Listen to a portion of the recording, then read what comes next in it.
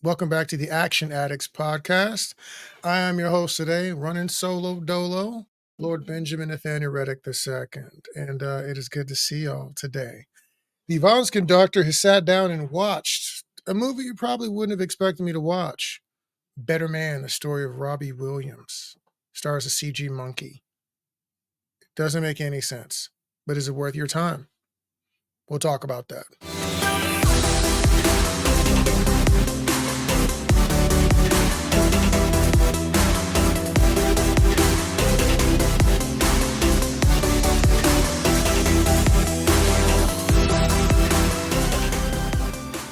All right, so I caught Better Man the other day. Got a screening pass to watch that, the early pre-release of the film. I think for America, it was already out in Australia, if I'm not mistaken, but it wasn't out in America, so I got to catch up on some of that. I'm not even going to waste everybody's time. It was actually pretty good. Now, you know me. If I'm watching a film, 9 times out of 10, it's adventure, it's action, there's brawling, there's kick stabbing, chasing, jabbing. Like, that's what's happening. That's not what this movie's about. And to be honest with you, I know a little bit about Robbie Williams. Millennium, we got stars directing our fates. That's the only reason I know this guy. So I'm not a fan. Like, I didn't grow up watching, British boy bands and things like that. I mean, I barely know about the boy bands here. I mean, Backstreet Boys did kind of go hard at times. But essentially, he's like the Justin Timberlake of NSYNC, but not quite as talented. Okay, that came out wrong. He was the bad boy. Who was in Backstreet Boys? JC, the dude with the freaking goatee or whatever. He was the bad boy, but he wasn't the strongest singer. This is kind of who he was. He was a crazy kid, the party guy on his squad or whatever. I think it was Take That. You get basically the whole general gist of the story is that you get to see this bad boy who's kind of an outcast from a poor neighborhood, just trying to make it, his rise to fame, kind of his fall from grace, into turning into an icon again. It was pretty good. The music was a lot of fun. There's a couple of tracks that you'll recognize. I Don't Want to Stop DJ. That track was actually pretty good. Some of the dance numbers were very, very impressive. If you're not in a musical, you're gonna have a hard time with this movie. The humor and everything, and some of the subject matter, it's not a kids movie. I know when you look at the cover, it's got a picture of a little monkey on it. It looks adorable and all that kind of stuff. This is not really a movie for like children, if you feel me. It is very adult. There's a lot of swear words, a lot of cursing, even from children. There's a lot of things that I probably wouldn't want a small child watching. Teenagers probably would be fine. I don't know what the movie's rated. I don't think it's R. But in addition to, some of the swearing or whatever, it deals with things like abuse. It deals with abortion. It deals with sex at a young age. I mean, it's kind of wild. So to kind of just go over the general, I don't want to spoil too many things because the movie hasn't come out yet, so I don't want to get into too many of the details. What it's showing this young boy band on their rise to fame, right? And they're trying to make it. And what's kind of interesting is that when you see the kind of places that they're playing, it's not places that young children should be performing, but their management is like, yo, go for it. We're going to make this money. And the kids kind of run into some issues. Specifically, Robbie Williams' character runs into some issues. Now, one thing that's interesting about the movie is that he's a CG monkey. That does not come up as a topic of discussion. I don't know what they're going for. I don't know if they're saying you're a monkey because you are like a trickster and you're not serious and you're a joke, you're a clown. I don't know if that's kind of the reason. Maybe, I don't know, maybe one of if you're a big fan of Robbie Williams and you know the backstory to that, please feel free to drop that in the comments. I don't know the backstory, but he's a monkey. He's running around and no one makes mention of it. They call him ugly. They say he's talentless. He gets talked to bad this entire movie. People are talking down on him. And what's interesting, he's taken a lot of it. He's taken a lot of shots and just continuing to move forward. I don't know how close this is to real life, but it was interesting. One of the things that really gets touched on in this movie is the power of a dad power, and like the level of importance a dad plays in a child's life. Oh, that pops up. That pops up. You watch mannerisms, you watch the way he resets himself when something goes bad. Uh, he says the same things, he moves the same way. This movie, if you work with kids at all, if you deal with children at all like that, um, this movie in that sense is kind of hard to watch. I'm not gonna lie. That part's difficult to watch because you realize how much of an effect on a child you can have. You realize how sensitive, how sensitive these kids actually are.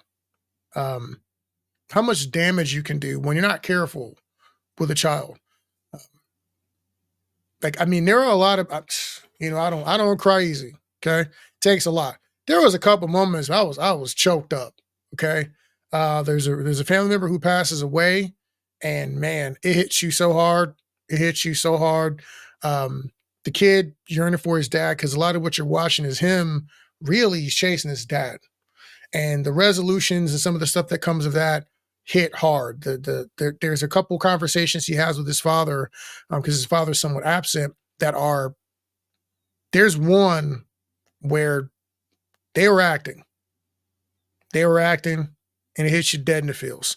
And so if you've ever dealt with abortion, dad being out of your life and being somewhat absent, things like parental desertion, things like that. This movie's gonna jab you. If you came from the bottom, now you're here. This movie's gonna jab you up as well. So there's a couple things in this film that really handle the emotionality very well. It's very funny. Most of the movie is upbeat, which is interesting because the character is dealing with depression through most of the film. And the way they show that visually is really cool with what he sees when he's performing and he's pushing through. And it's interesting because the way they handle those things and the way they show it on screen, I don't think I've really seen it done this way. The visuals in the film are great. The match cuts, because sometimes you're jumping back and forth between time. Sometimes it's just a scene change. And of all the movies I've seen recently, this has been the most interesting one cut wise. I'm not going to say the camera work was out of this world. It was okay. But the editing and the cutting, right? The way they pieced this together to show you, diegetic sound is like what you see on screen, people walking, footsteps. Non-diegetic sound is additional noises that are made for, like in horror movies, like the rising stabs or whatever, and you're hearing these noises that make it more creepy, but they don't actually exist in the environment. So in this movie, there's sound and visuals that have nothing to do with what's currently going on, that really heighten what's going on in the actual present.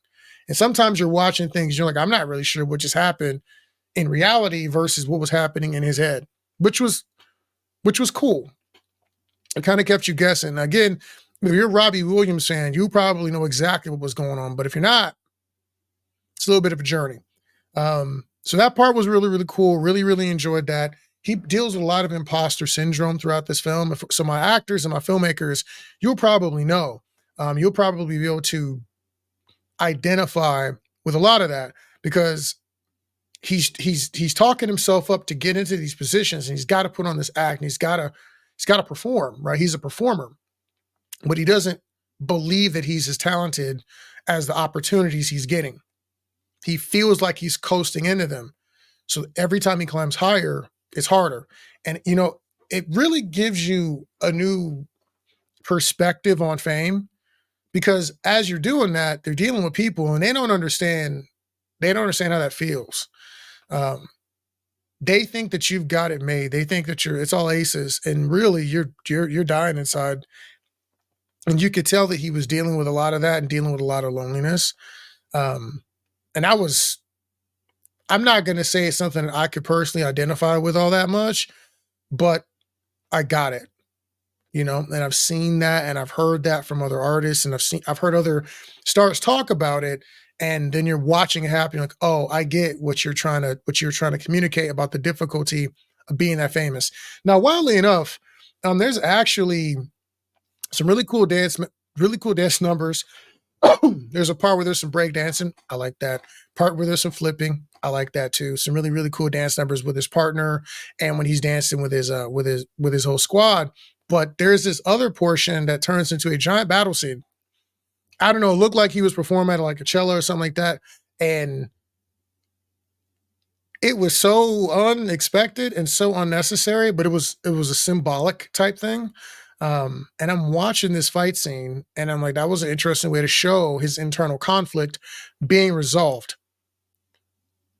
But it reminds you of like Sucker Punch. This movie largely, there's a lot to it that reminded me of something like Sucker Punch, where you're like, okay, that happened.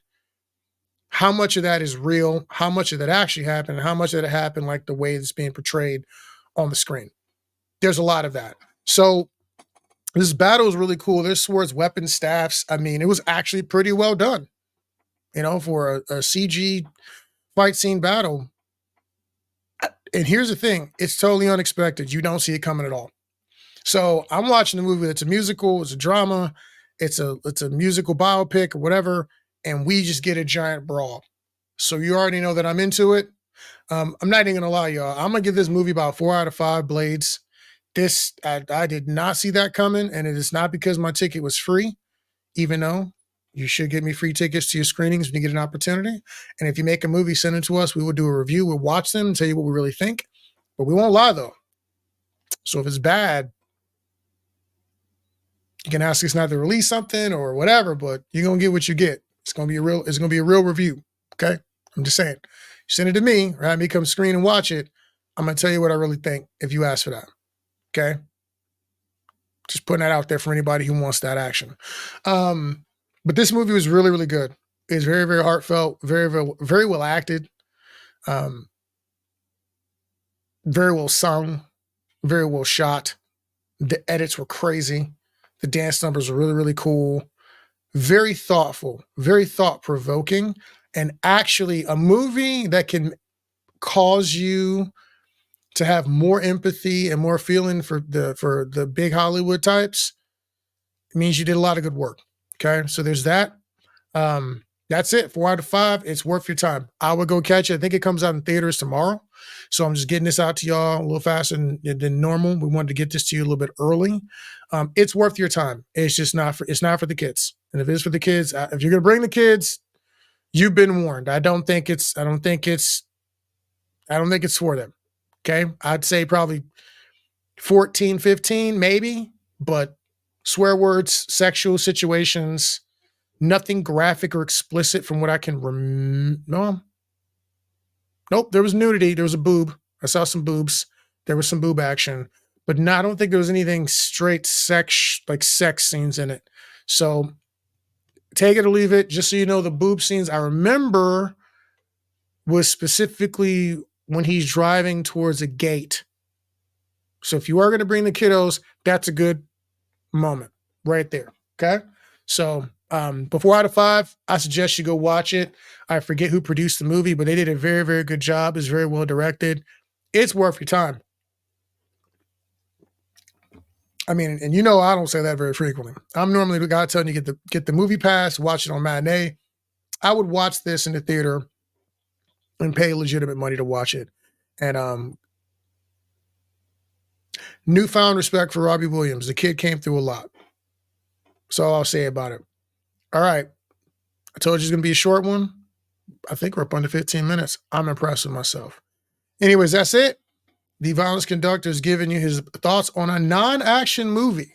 Has action in it. It's not an action movie. And I still thought it was good. So give it a watch.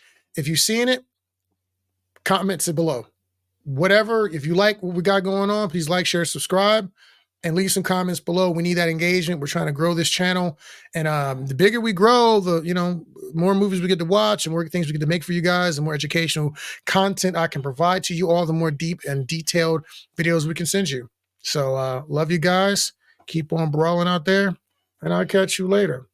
Violence Conductor out. And in 3, 2, one.